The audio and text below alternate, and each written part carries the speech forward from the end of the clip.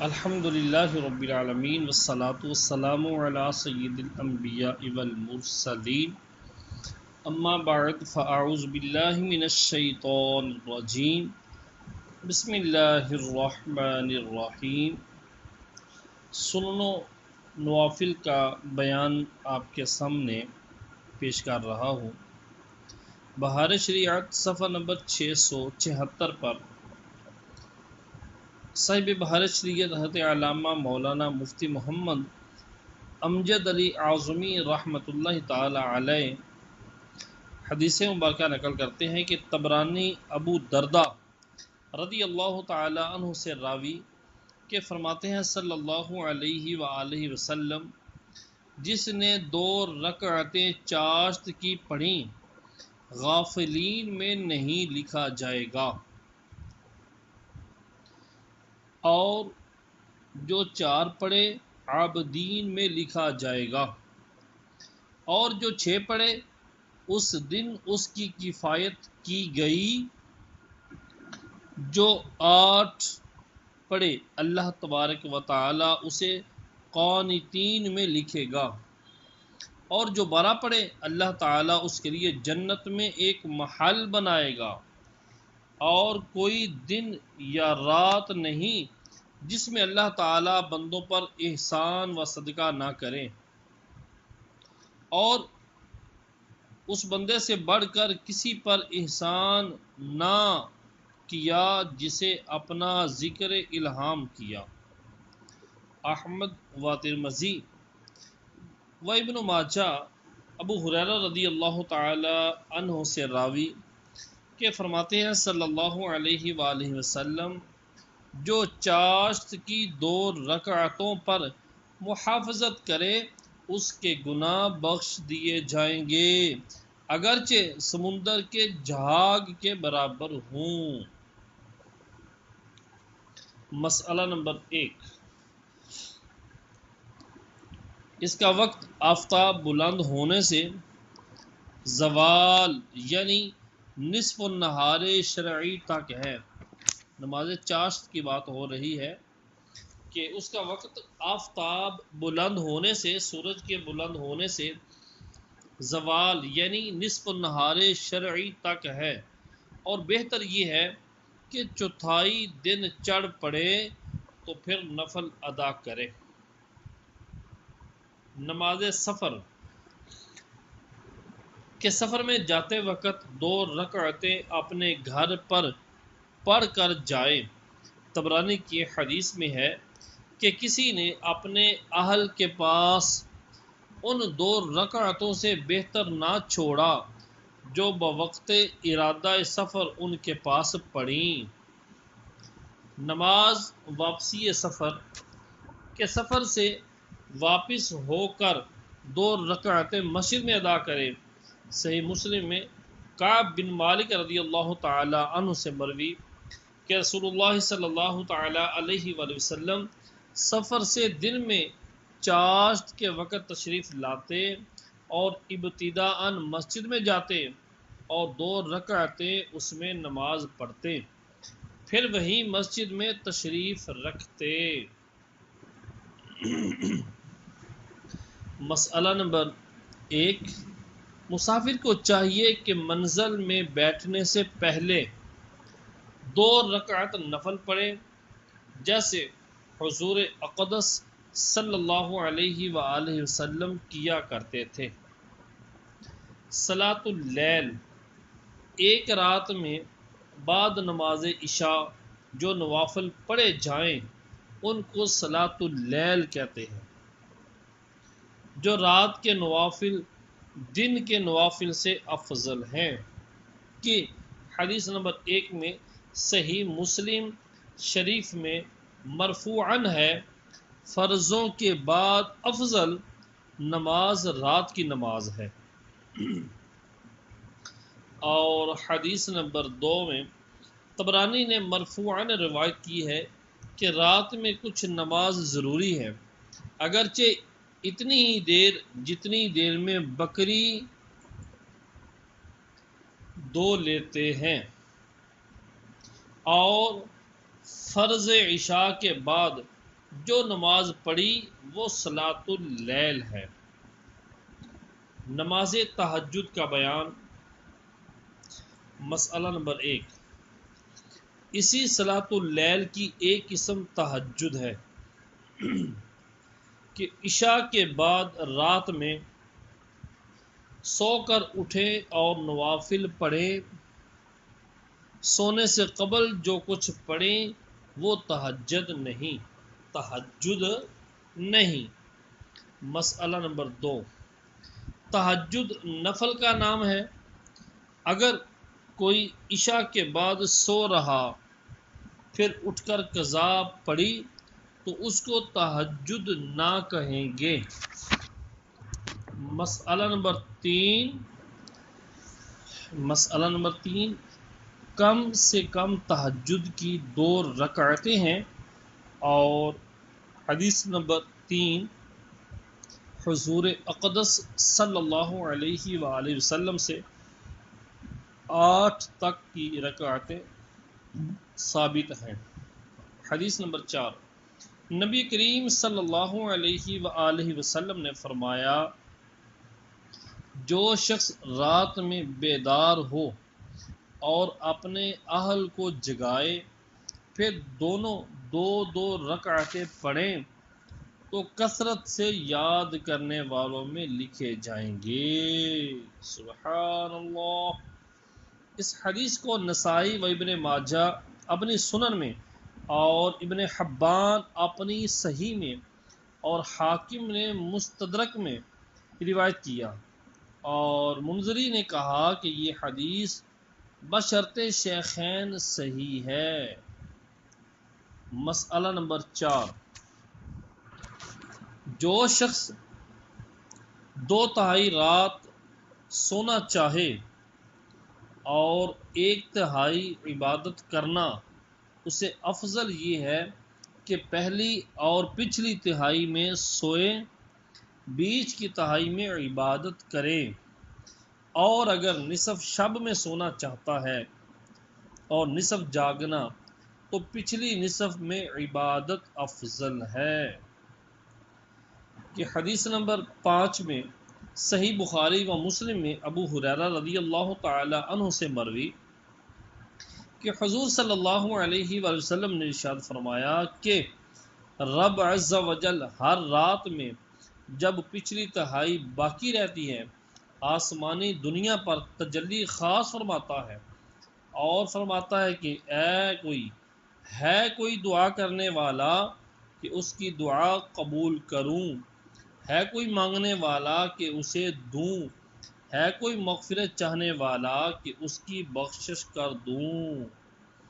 اور سب سے بڑھ کر تو نماز داؤد ہے۔ کہ حدیث نمبر 6 میں آیا، بخاری و مسلم عبداللہ بن عمر رضی اللہ تعالی عنہما سے روی ہے کہ حضور صلی اللہ علیہ وآلہ وسلم نے فرمایا، سب نمازوں میں اللہ عز و جل کو زیادہ محبوب نماز داؤد ہے کہ آدھی رات سوتے اور تہائی رات عبادت کرتے پھر چھٹے حصے میں سوتے۔ مسئلہ نمبر 5، جو شخص تہجد کا عادی ہو بلا عذر اسے چھوڑنا مکروہ ہے۔ کہ حدیث نمبر 7 میں آیا، صحیح بخاری و مسلم کی حدیث میں ہے کہ حضور صلی اللہ علیہ وآلہ وسلم نے عبداللہ بن عمر رضی اللہ تعالی عنہما سے ارشاد فرمایا، اے عبداللہ،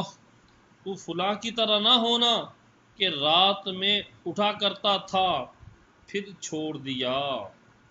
نیز حدیث نمبر 8 میں بخاری و مسلم وغیرہ ہما میں ہے کہ فرمایا، اعمال میں زیادہ پسند اللہ عز و جل کو وہ ہے جو ہمیشہ ہو اگرچہ تھوڑا ہو۔ مسئلہ نمبر 6، عیدین اور 15ویں شعبان کی راتوں اور رمضان کی اخیر 10 راتوں اور ذی الحجہ کی پہلی 10 راتوں میں شب بیداری مستحب ہے۔ اکثر عیسیٰ میں جاگنا بھی شب بیداری ہے۔ عیدین کی راتوں میں شب بیداری یہ ہے کہ عشاء و صبح دونوں جماعت اولا سے ہوں، کہ صحیح حدیث میں فرمایا جس نے عشاء کی نماز جماعت سے پڑھی اس نے آدھی رات تک عبادت کی، اور جس نے نماز فجر جماعت سے پڑھی اس نے ساری رات عبادت کی، اور ان راتوں میں اگر جاگے گا تو نماز عید و قربانی وغیرہ میں دقت ہوگی، لہٰذا اسی پر اکتفا کرے، اور اگر ان کاموں میں فرق نہ آئے تو جاگنا بہت بہتر ہے۔ مسئلہ نمبر 7، ان راتوں میں تنہا نفل نماز پڑھنا اور تلاوت قرآن مجید اور حدیث پاک پڑھنا اور سننا اور درود شریف پڑھنا شب بیداری ہے، نہ کہ خالی جاگنا۔ صلاۃ اللیل کے متعلق 8 حدیثیں ضمناً ابھی مذکور ہوئی ہیں، آپ کے سامنے جو پیش کی گئی ہیں 8 حدیثیں صلاۃ اللیل کے متعلق وہ ضمناً آپ کے سامنے پیش کر دی گئی ہیں۔ اس کے فضائل انشاءاللہ العزیز بعض حدیثیں اور سنیں گے، ابھی آپ کے سامنے پیش کرتا ہوں۔ حدیث نمبر 9، ترمذی و ابن ماجہ، حاکم بشرط شیخین، عبداللہ بن سلام رضی اللہ تعالیٰ عنہ سے راوی کہتے ہیں کہ رسول اللہ صلی اللہ علیہ وسلم جب مدینہ میں تشریف لائے تو کثرت سے لوگ حاضر خدمت ہوئے۔ میں بھی حاضر ہوا۔ جب میں نے حضور صلی اللہ علیہ وسلم کے چہرے کو غور سے دیکھا، پہچان لیا کہ یہ منہ جھوٹوں کا منہ نہیں۔ کہتے ہیں پہلی بات جو میں نے حضور صلی اللہ علیہ وسلم سے سنی یہ ہے، فرمایا اے لوگو سلام شائع کرو اور کھانا کھلاؤ اور رشتہ داروں سے نیک سلوک کرو اور رات میں نماز پڑھو جب لوگ سوتے ہوں، سلامتی کے ساتھ جنت میں داخل ہوگے۔ حدیث نمبر 10، حاکم نے بائی فائدہ تصحیح روایت کی کہ ابو ہریرہ رضی اللہ تعالیٰ عنہ نے سوال کیا تھا کوئی ایسی چیز ارشاد ہو کہ اس پر عمل کروں تو جنت میں داخل ہوں، اس پر بھی وہی جواب ارشاد ہوا۔ حدیث نمبر 11 و 12،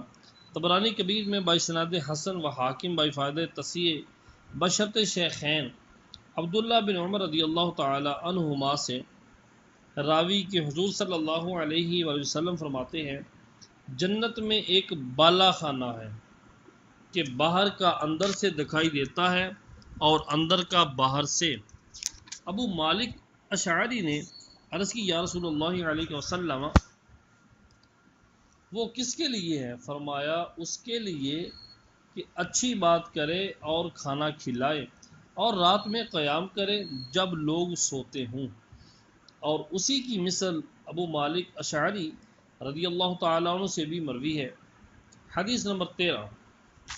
بہقی کی ایک روایت اسما بنت یزید رضی اللہ تعالیٰ عنہ سے ہے کہ فرماتے ہیں قیامت کے دن لوگ ایک میدان میں جمع کیے جائیں گے، اس وقت منادی پکارے گا کہاں ہیں وہ جن کی کروٹیں خواب گاہوں سے جدا ہوتی تھیں؟ وہ لوگ کھڑے ہوں گے اور تھوڑے ہوں گے، یہ جنت میں بغیر حساب داخل ہوں گے، پھر اور لوگوں کے لیے حساب کا حکم ہوگا۔ حدیث نمبر 14، صحیح مسلم میں جابر رضی اللہ تعالیٰ عنہ سے مروی کہ حضور صلی اللہ علیہ وسلم ارشاد فرماتے ہیں کہ رات میں ایک ایسی ساعت ہے کہ مرد مسلمان اس ساعت میں اللہ تعالیٰ سے دنیا و آخرت کی جو بلائی مانگے وہ اسے دے گا، اور یہ ہر رات میں ہے۔ حدیث نمبر 15 و 16، ترمذی ابو امامہ باہلی رضی اللہ تعالیٰ عنہ سے راوی کہ فرماتے ہیں قیام اللیل کو اپنے اوپر لازم کر لو کہ یہ اگلے نیک لوگوں کا طریقہ ہے۔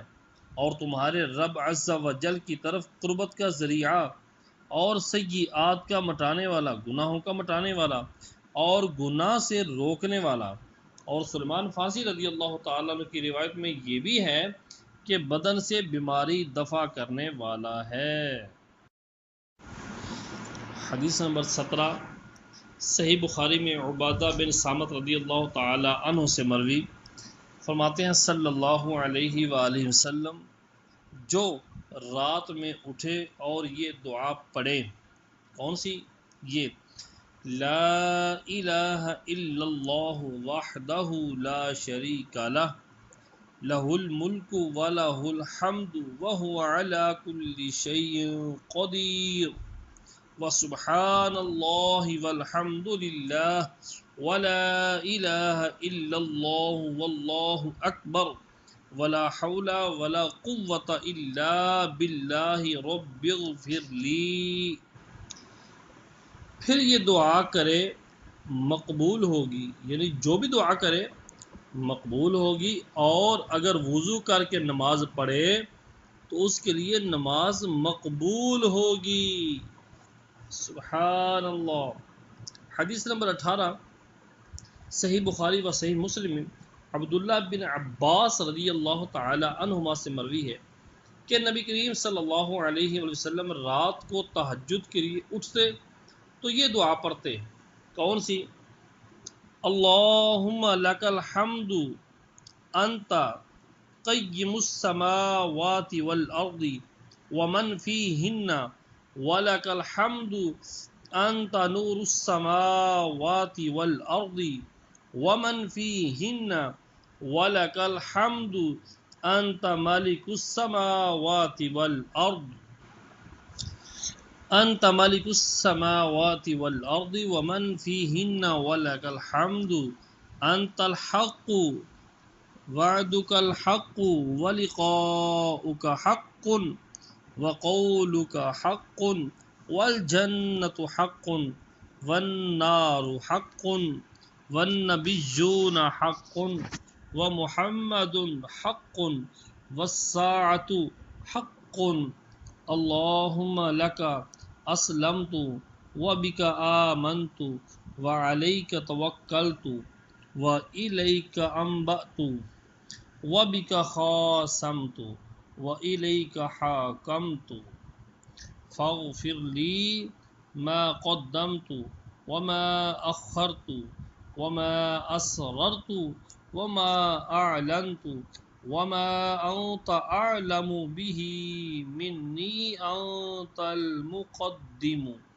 وأنت المؤخر لا إله إلا أنت ولا إله غيرك۔ یہ ایک دعا اور چند حدیثیں آپ کے سامنے جو پیش کی گئی ہیں، اور ان کے علاوہ اس نماز کے فضائل میں بکثرت احادیث آئی ہیں الحمدللہ، جس سے اللہ تبارک و تعالی توفیق عطا فرمائے اس کے لیے تو یہی بے شمار ہے۔ نماز استخارہ، حدیث صحیح جس کو مسلم کے سوا جماعت محدثین نے جابر بن عبداللہ رضی اللہ تعالیٰ عنہما سے روایت کیا، فرماتے ہیں کہ رسول اللہ صلی اللہ علیہ وآلہ وسلم ہم کو تمام امور میں استخارہ کی تعلیم فرماتے، جیسے قرآن کی صورت تعلیم فرماتے تھے۔ فرماتے ہیں کہ جب کوئی کسی امر کا قصد کرے، ارادہ کرے، تو 2 رکعت نفل پڑھے، پھر کہے کیا؟ اللہم انی استخیرک بعلمک اللہم انی استخیرک بعلمک واستقدرک بقدرتک واسألک من فضلک العظیم فإنک تقدیر ولا اقدر وتعلم ولا اعلم وانت علام الغیوب اللہم ان کنت تعلم ان ھذا الامر خیر لی فی دینی ومعاشی وعاقبت امری او قال عاجل امری وآجلہ فاقدرہ لی ویسرہ لی ثم بارک لی فیہ وَإِن كُنْتَ تَعْلَمُ أَنَّ هَذَا الْأَمْرَ شَرٌّ لِّي فِي دِينِي وَمَعَاشِي وَعَاقِبَةِ أَمْرِي أَوْ قَالَ عَاجِلِ أَمْرِي وَآجِلِهِ فَاصْرِفْهُ عَنِّي وَاصْرِفْنِي عَنْهُ وَاقْدُرْ لِيَ الْخَيْرَ حَيْثُ كَانَ ثُمَّ ردنی بھی، اور اپنی حاجت کا ذکر کرے، خواہ بجائے حاصل امر کے حاجت کا نام لے لے یا اس کے بعد، او قول عاجل امری میں او شک کے راوی ہے، یعنی راوی کو یہ شک ہے او کا، فقہا فرماتے ہیں کہ جمع کرے یعنی یوں کہے وعاقبت امری وعاجل امری وآجلہ۔ مسئلہ نمبر 1، حج اور جہاد اور دیگر نیک کاموں میں نفس فعل کے لیے استخارہ نہیں ہو سکتا، نفس فعل کے لیے استخارہ نہیں ہو سکتا، یعنی میں حج کروں یا نہ کروں، میں جہاد کروں یا نہ کروں، ہاں تعیین وقت کے لیے کر سکتے ہیں، کون سا وقت میرے لیے مناسب ہے، بہتر ہے۔ مسئلہ نمبر 2، مستحب یہ ہے کہ اس دعا کے اول آخر الحمدللہ اور درود شریف پڑھے، اور پہلی رکعت میں قل یا ایھا الکافرون اور دوسری میں قل ھو اللہ احد پڑھے، اور بعض مشائخ فرماتے ہیں کہ پچھلی میں وَرَبُّكَ يَخْلُقُ مَا يَشَاءُ وَيَخْتَارُ يُعْلِنُونَ تک، اور دوسری میں وَمَا كَانَ لِمُؤْمِنٍ وَلَا مُؤْمِنَةٍ آخر آیت تک بھی پڑھیں۔ مسئلہ نمبر 3، بہتر یہ ہے کہ 7 بار استخارہ کرے، کہ ایک حدیث میں ہے اے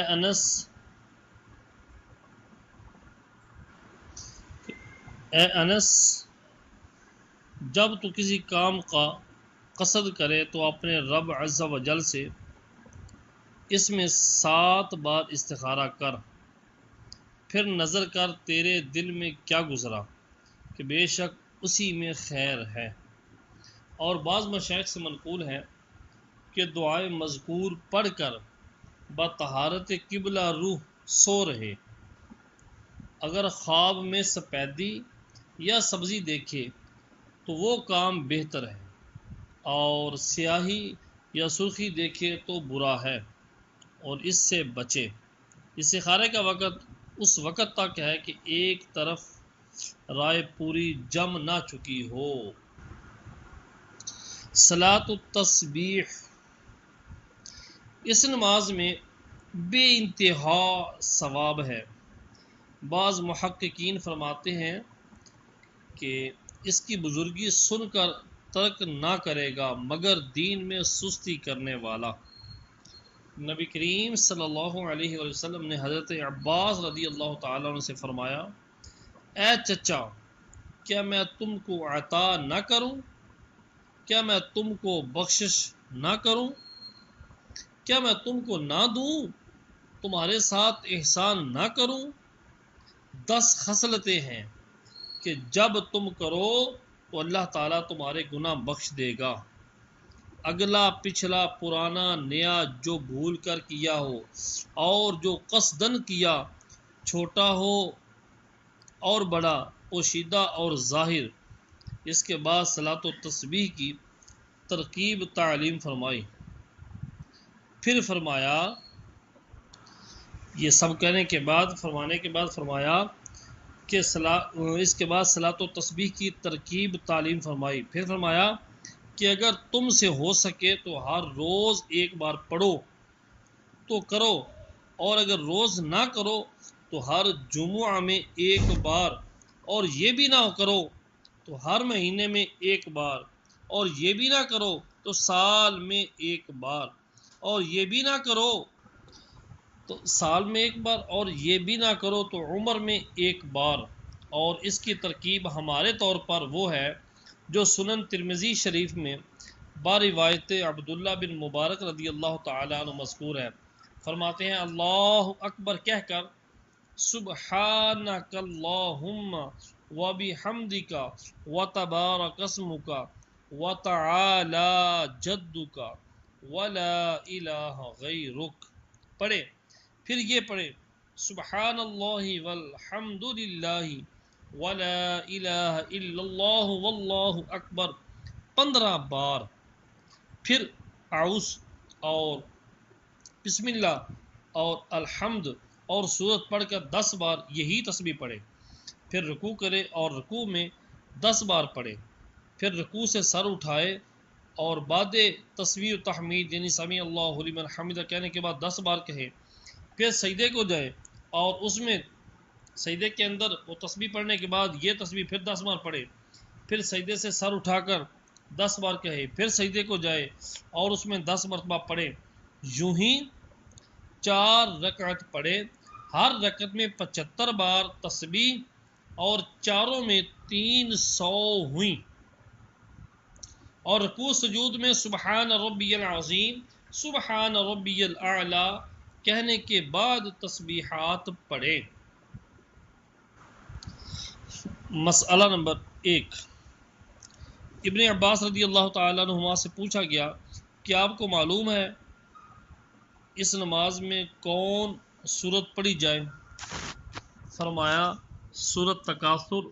والعصر اور قل یا ایھا الکافرون اور قل ھو اللہ احد، اور بعض نے کہا سورت حدید اور حشر اور صف اور تغابن۔ مسئلہ نمبر 2، اگر سجدہ سہو واجب ہو اور سجدے کرے تو ان دونوں میں یہ تسبیحات نہ پڑھی جائیں، یہ صلاۃ التسبیح کی جو تسبیحات ہیں وہ نہ پڑھی جائیں، اور اگر کسی جگہ بھول کر 10 بار سے کم پڑھی ہیں تو دوسری جگہ پڑھ لے کہ وہ مقدار پوری ہو جائے، اور بہتر یہ ہے کہ اس کے بعد جو دوسرا موقع تسبیح کا آئے وہیں پڑھ لے، مثلا قوما کی سجدہ میں کہے اور رکوع میں بھولا